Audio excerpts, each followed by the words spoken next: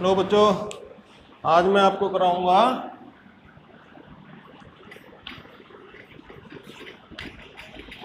Operator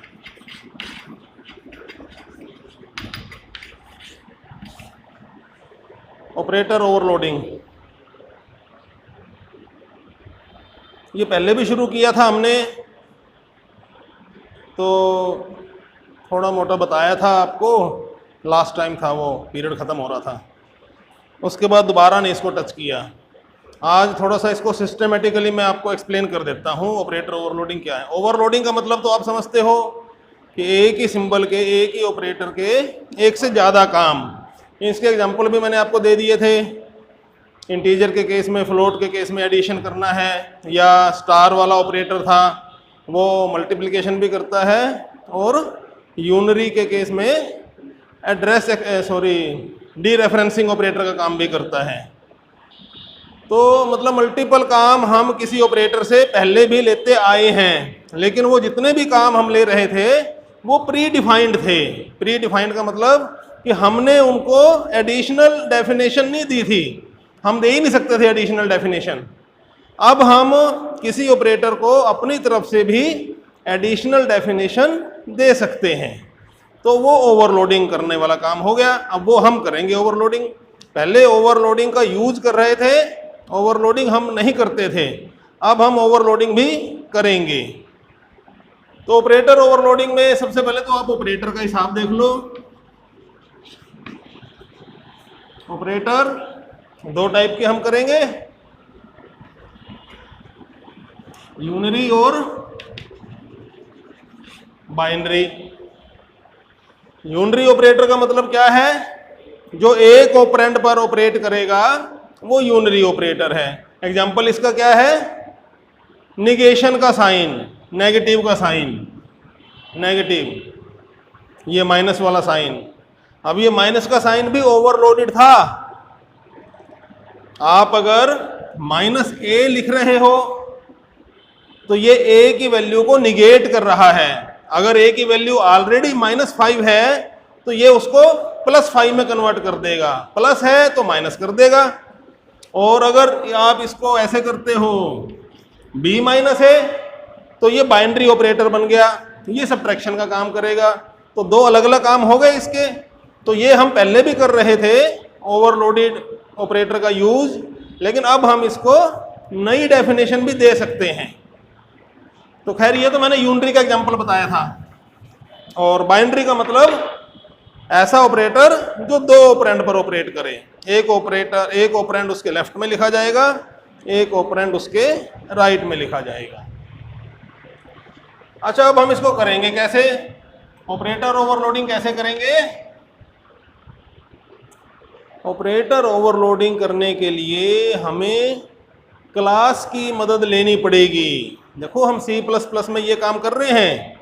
operator overloading करने की facility या जो फीचर है वो हमें C++ में मिलता है, लेकिन C++ में तो हम बिना क्लासेस का यूज किए भी काम कर सकते हैं और क्लासेस का यूज करके भी काम कर सकते हैं।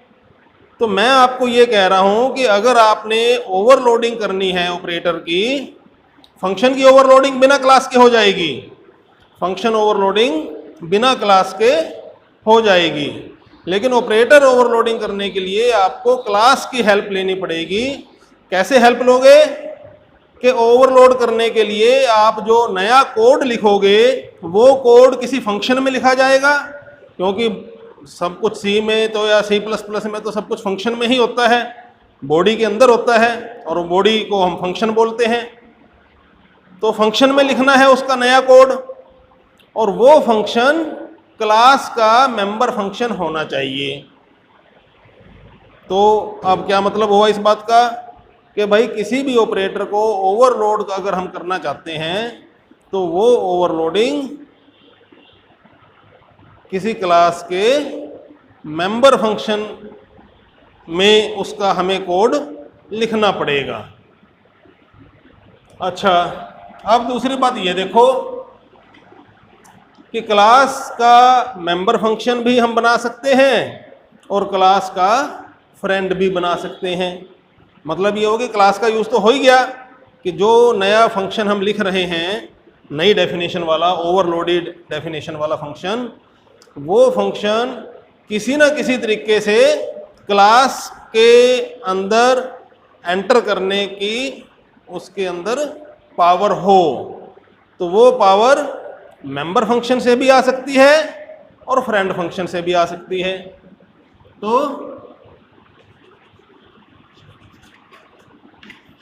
मेंबर फंक्शन और फ्रेंड फंक्शन, मतलब ये दो तो हमारे ये टूल है, ये tools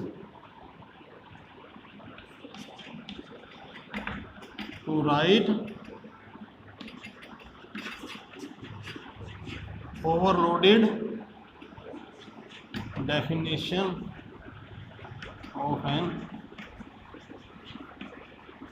operator. Tools to write overloaded definition of an operator. आपको मेंबर फंक्शन भी पता है, आपको फ्रेंड फंक्शन भी पता है, समझा चुका हूं मैं। तो अब हम देखेंगे कि इनका यूज हम कैसे करेंगे किसी फंक्शन को, किसी ऑपरेटर को ओवरलोड करने के लिए। इसको मैं रब कर रहा हूं।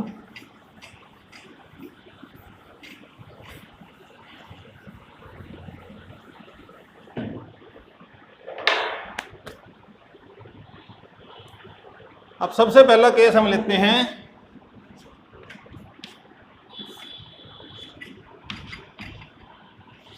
यूनरी ऑपरेटर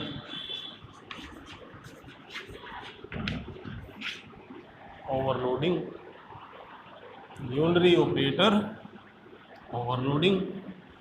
अब इसको हम दो तरीके से करेंगे, एक तो मेंबर फंक्शन बनाकर और एक फ्रेंड फंक्शन बनाकर। दोनों ही तरीके देख लेते हैं। तो यूनरी ऑपरेटर हमारे पास कौन सा है? माइनस वाला सिंबल है, माइनस का साइन है। तो उसके लिए मुझे पहले क्लास बनानी पड़ेगी। एक क्लास मैं बना लेता हूं, क्लास टेस्ट।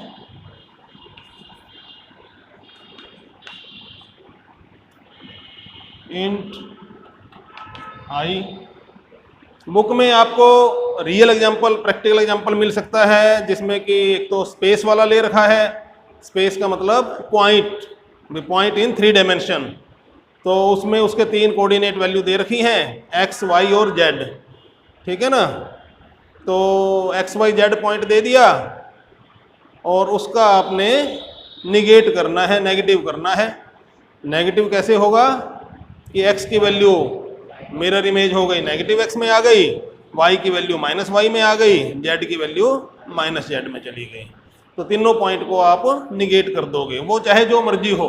मैं यहाँ पर सिंपल समझा रहा हूँ। मैं एक ही वेरिएबल लिया है मैंने, मेंबर वेरिएबल आई, और आप इसी को निगेट कर देंगे। आसान सा काम है। पब्लिक सेक्शन में देखो, एक तो मैं इसका कंस्ट्रक्टर बना देता हूँ, डिफॉल्ट कंस्ट्रक्टर बना देता हूँ। एक उसकी वैल्यू देने का कंस्ट्रक्टर बना देता हूँ, टेस्ट सी इन आई, एंटर करवा देगा रन टाइम में आई की वैल्यू। लेकिन ये गड़बड़ है ना, ये तो गड़बड़ है, ये दोनों ही सिग्नेचर मैच हो गया। यहाँ हम वो कर देते हैं, छोड़ो इसको। हैं कंस्ट्रक्टर में क्यों उलझ रहे हैं? कंस्ट्रक्टर वाला काम हम ऑलरेडी कर चुके हैं, जैसे मर्जी चाहो कर लो। मैं यहाँ पर चलो लिख दिया है कंस्ट्रक्टर, तो मैं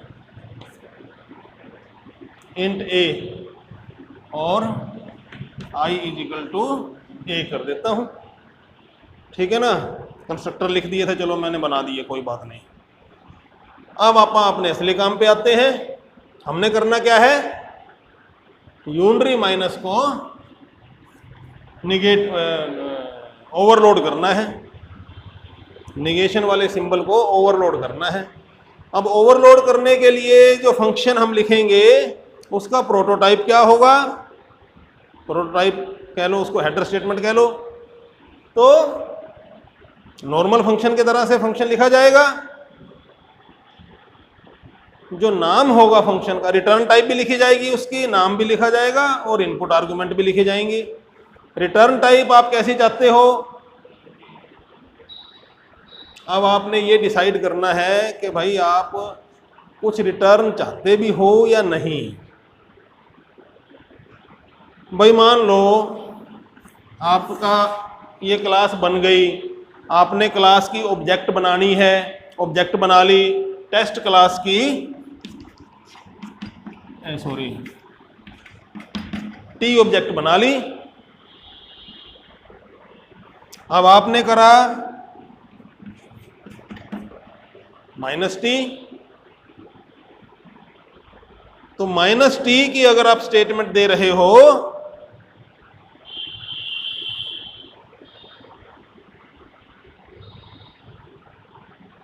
तो ये कुछ रिटर्न नहीं कर रहा, ये क्या कर रहा है, जो t की वैल्यू है उसको निगेट कर रहा है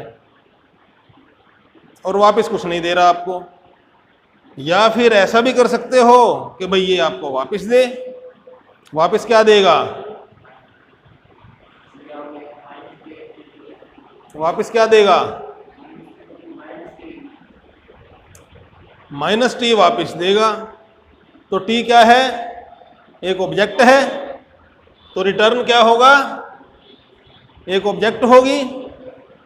तो अब आपके पास यहाँ पर दोनों ऑप्शन हैं। आप कहते हो जी मैंने माइनस वाला सिंबल ओवरलोड करना है, और जब वो सिंबल ओवरलोड करूँ मैं, मतलब उसको मैं एग्जीक्यूट करूँ, तो मुझे वो एक टेस्ट टाइप की ही ऑब्जेक्ट रिटर्न कर दे। अगर ये चाहते हो तो इसकी रिटर्न में टेस्ट लिख दो, फिर इसका नाम लिखना है ऑपरेटर का, फंक्शन का। अब फंक्शन का नाम क्या होगा, ओवरलोड करने के लिए फंक्शन जो लिखा जाएगा उस फंक्शन का नाम फिक्स है। ऑपरेटर वर्ड है, कीवर्ड, वो तो लिखना ही लिखना है। ऑपरेटर के बाद जिस सिंबल को आप ओवरलोड कर रहे हो वो सिंबल लिखना है। मतलब कि जहां पर ये फंक्शन का नाम है वहां मैं लिखूंगा ऑपरेटर, ये वर्ड फिक्स है, हर एक सिंबल को ओवरलोड करने के लिए ऑपरेटर वर्ड लिखना ही है, उसके आगे माइनस, ऑपरेटर माइनस। ये अब नाम हो गया फंक्शन का, रिटर्न टाइप, फंक्शन का नाम और input argument.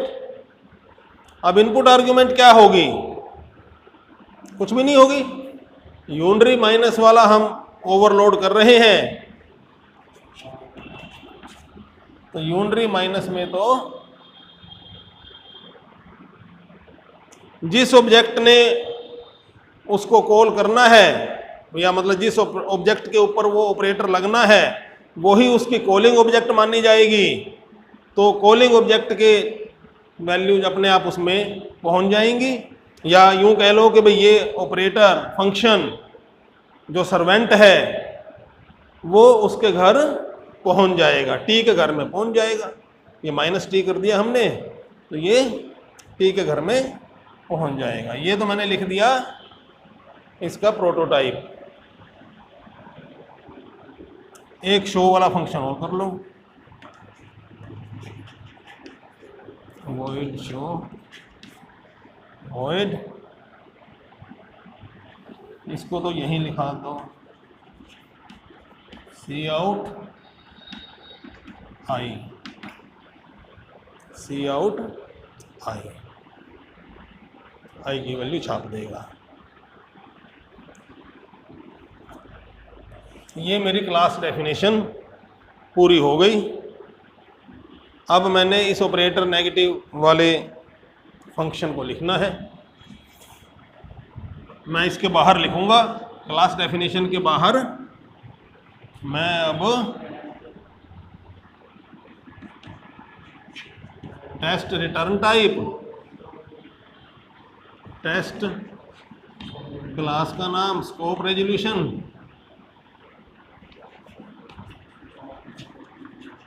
Operator negative, void. ये हेडर स्टेटमेंट हो गई। इसके अंदर मैंने क्या करना है, आई करना है।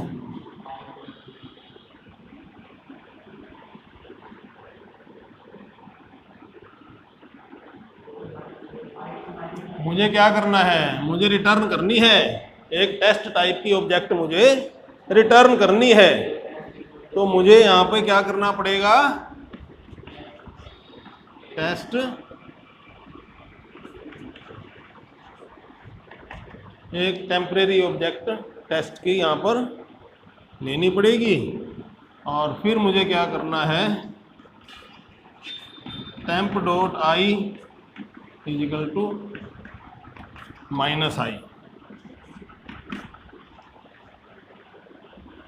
ये आई कौन सा होगा, जो ऑब्जेक्ट इस फंक्शन को कॉल करेगी उसका आई। कौन सी ऑब्जेक्ट कॉल कर रही है, टी ऑब्जेक्ट। बाहर मेन में इस नेगेटिव वाले ऑपरेटर को किसने कॉल किया, टी ने कॉल किया। तो टी का जो आई है उसको नेगेटिव कर दिया हमने। मान लो टी के आई की वैल्यू 5 होती तो ये -5 हो गया। वो -5 किसको चला गया, टेम्प के आई को चला गया। तो टी का आई अगर 5 है तो टेम्प का आई -5 हो गया। अगर -5 है तो +5 हो गया, निगेट हो गया ना। अब ये टेम्प ऑब्जेक्ट मेरी, ये अभी तक गलत करा है मैंने, यहाँ रिटर्न नहीं किया। अब ये टेम्प ऑब्जेक्ट मैं रिटर्न करूंगा, रिटर्न टेम्प, क्योंकि मुझे रिटर्न टाइप चाहिए ना। तो मैं अब टेम्प यहाँ पे रिटर्न करूंगा। ठीक है, हाँ यहाँ कॉलिंग स्टेटमेंट में गड़बड़ है। अब ये कॉलिंग स्टेटमेंट ऐसे नहीं लग सकती। इसको अब आप T1 T2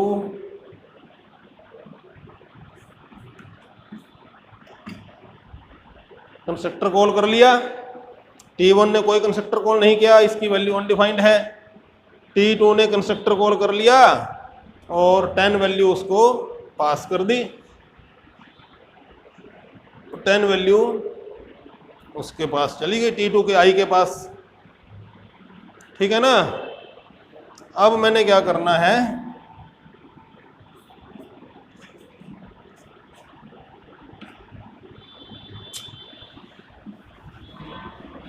T1 equal to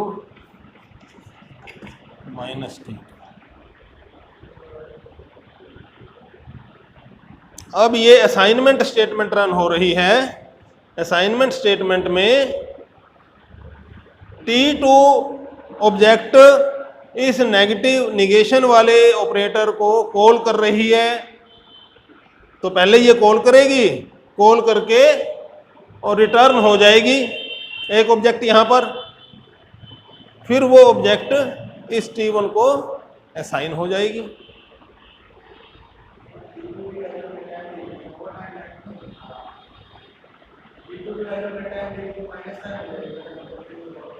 T2 की वैल्यू 10 दी थी, तो T2 की वैल्यू यहाँ पर -T2 की वैल्यू -10 हो जाएगी।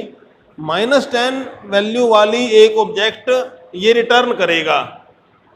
ये -T2 जो है एक ऐसी ऑब्जेक्ट रिटर्न करेगा जिसमें i की वैल्यू -10 होगी। वो ऑब्जेक्ट इस T1 ऑब्जेक्ट को असाइन हो जाएगी। काम सारे स्टेप वाइज होंगे, एक एक करके। असाइनमेंट स्टेटमेंट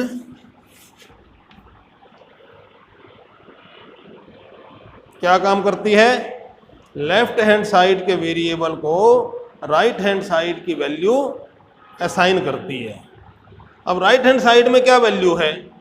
वो कोई सीधी वैल्यू तो पड़ी नहीं, तो पहले हमें वो वैल्यू निकालनी पड़ेगी। वो वैल्यू क्या आएगी? एक ऑब्जेक्ट टाइप की आएगी। जैसे इंट टाइप की वैल्यू होती थी, ये लिख रखा है i इजिकल टू ए। अब a की टाइप क्या है? इंट है। i की टाइप क्या है? इंट है। तो इंट टाइप की वैल्यू इंट टाइप की ऑब्जेक्ट को, ऑब्जेक्ट नहीं बोलेंगे, इसको वेरिएबल बोलेंगे। यहाँ पर ऑब्जेक्ट बोल रहे हैं, टाइप तो सेम ही है। ये किस टाइप की ऑब्जेक्ट रिटर्न कर रही है? टेस्ट टाइप की। ये किस टाइप की ऑब्जेक्ट है? टेस्ट टाइप की। तो टेस्ट टाइप की ऑब्जेक्ट वैल्यू टेस्ट टाइप के वेरिएबल को असाइन हो रही है।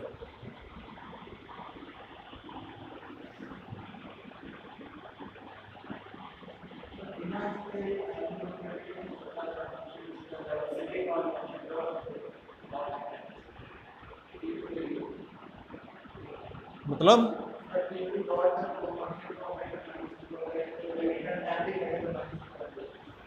आप T2 डॉट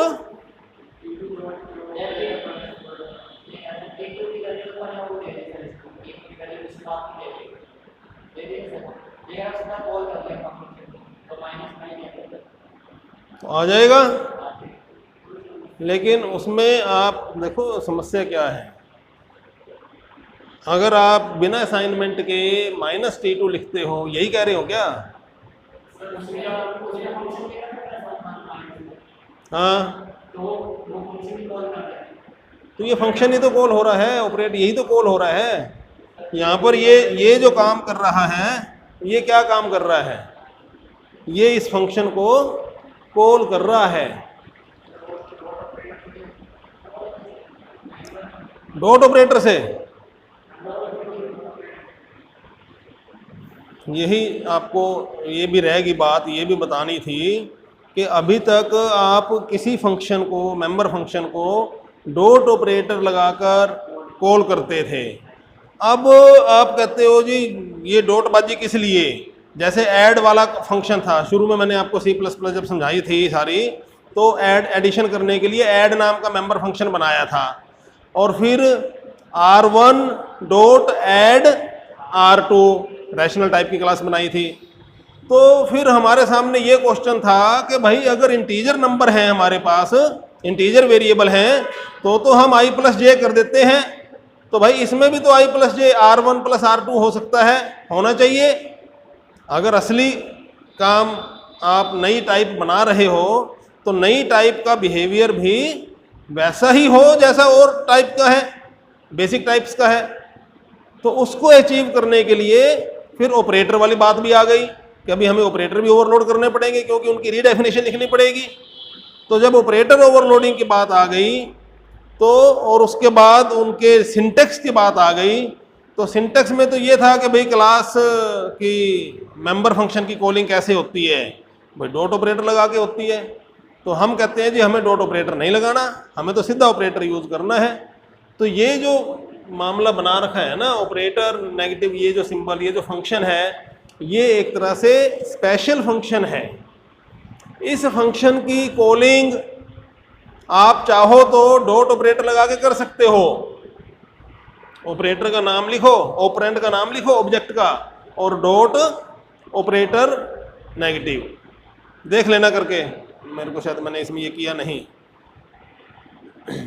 लेकिन इसका दूसरा तरीका क्या है कि आप ऑपरेटर का सिंटैक्स सीधा यूज करो। ये तो यूनरी का केस है ना।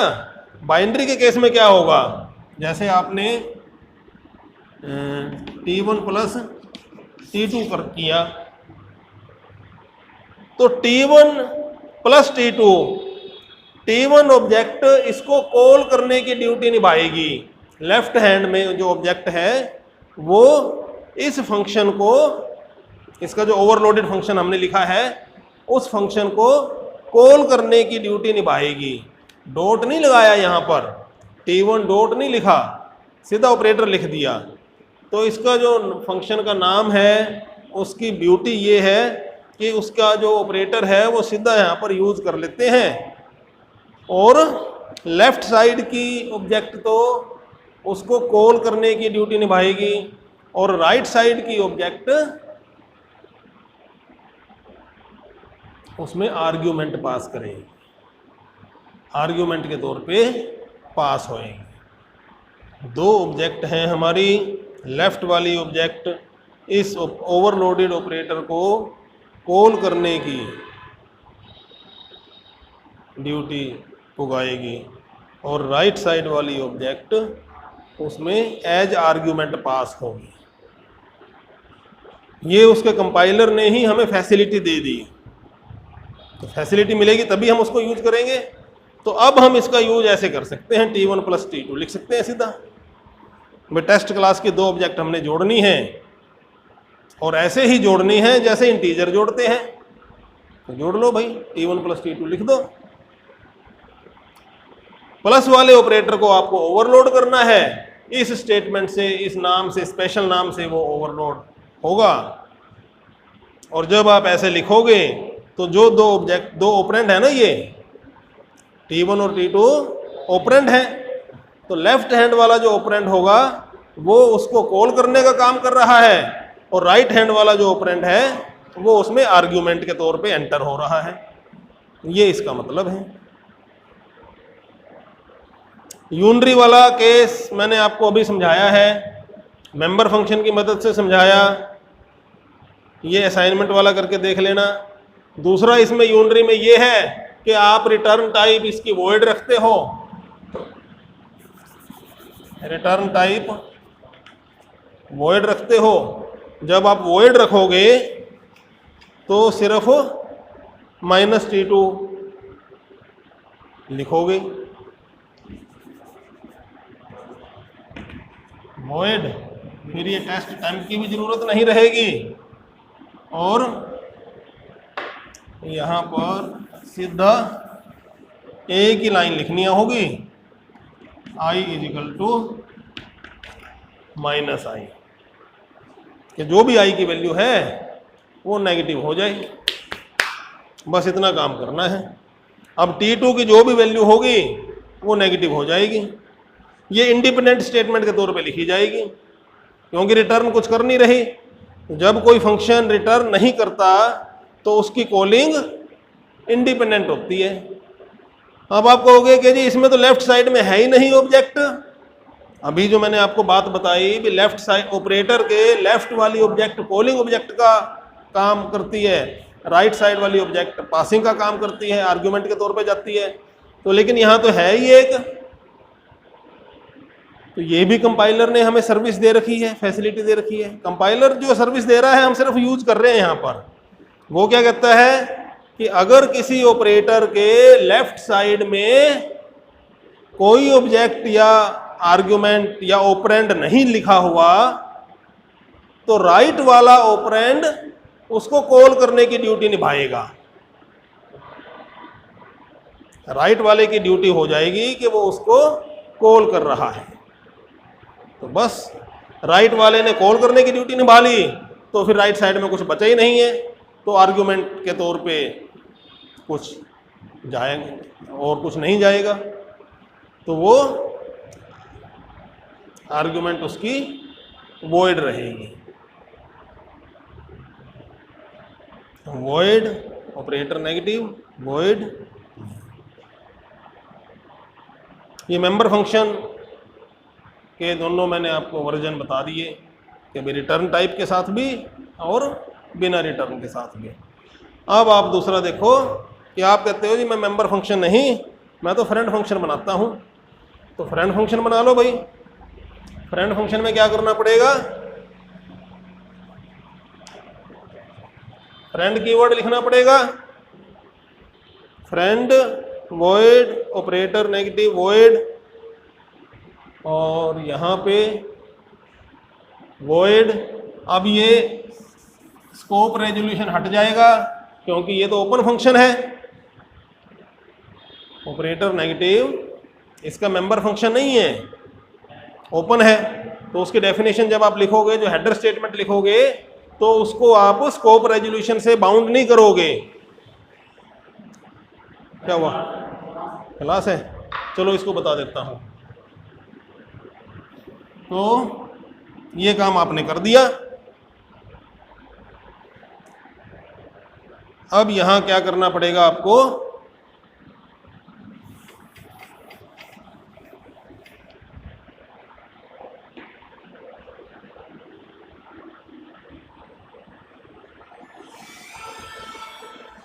एक मिनट सर, आज लेट हो गया था मैं थोड़ा।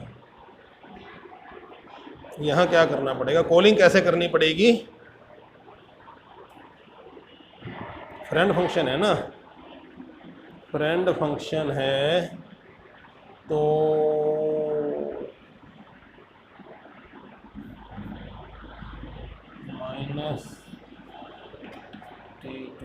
फ्रेंड फंक्शन को भी ऐसे ही कॉल करना है। ये देख के बताऊंगा मैं आपको।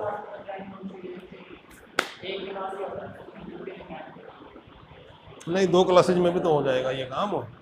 चलो मैं बताऊंगा दोबारा।